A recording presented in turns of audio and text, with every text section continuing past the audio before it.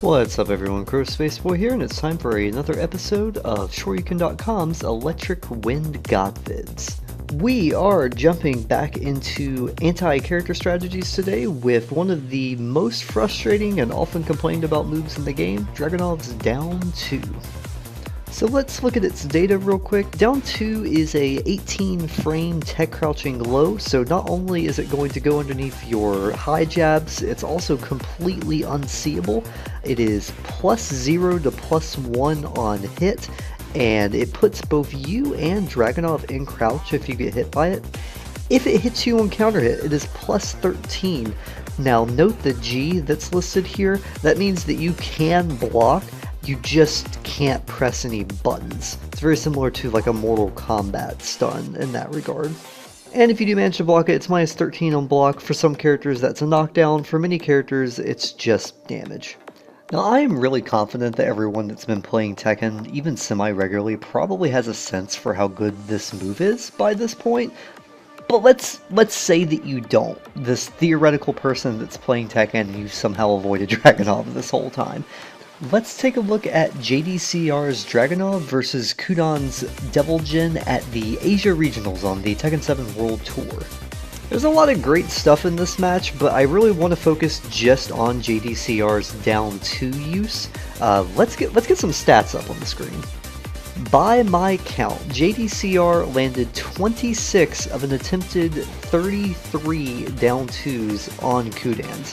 Now, spoilers, if you really want to watch the video before I give you these stats here, JDCR loses the set.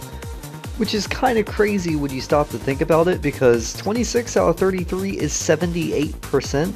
That is 3 rounds of just eating down 2. Life bars are 170, down 2 does 17 damage.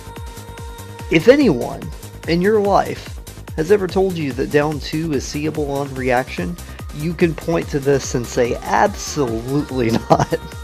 So despite taking 78% of the down 2s that were thrown at him, almost 3 rounds of damage from just one move, Kudan still emerged victorious, and how did he do that? Well, I would argue he did that by simplifying the situation that occurs after getting hit by down 2. Down 2 is only +0 to +1 on hit, so Dragunov really doesn't have a whole lot that he can throw at you, especially since both you and him are suddenly in a full crouch state.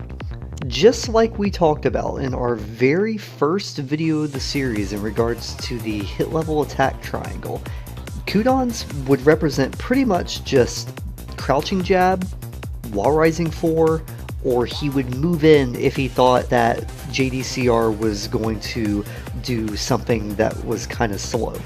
And it worked. Crouching jab shuts down pretty much everything that Dragunov can do except for a movement option or Dragunov's own crouching jab. If Dragunov represents his own crouching jab or tries to do something exceedingly fancy, that's a free potential backdash into whiff punish for Devil Jin. The situation is neutral, and I think this is something that can be very easy to forget about when Dragunov is hitting you, when he's slapping your ankles. Your average player panics when they get hit by down 2, and yet in this set, only once of the 33 times that JDCR does down 2 does he follow it up with a crouch cancelled down 2.